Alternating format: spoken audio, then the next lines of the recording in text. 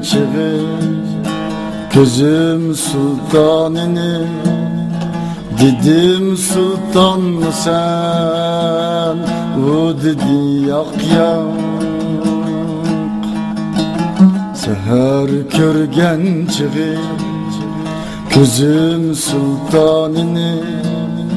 Dedim sultan mı sen, o dedi yak yak. Gözleri yalqınlı, kolları hınlı.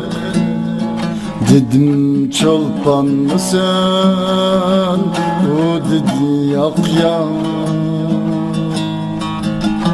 Dedim ismin nime, dedi Ayhan'dır. Dedim yurtun kayar, dedi Turpan'dır.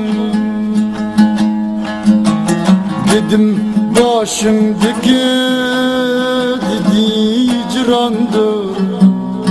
Dedim hayran mısın, o dedi yak yak.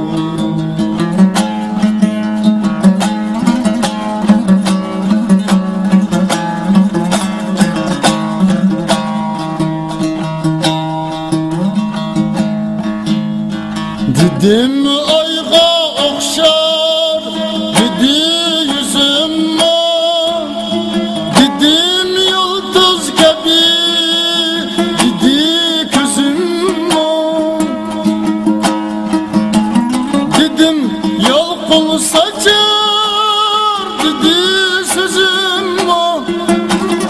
Dedim volkan mı sen, o dedi yak yak.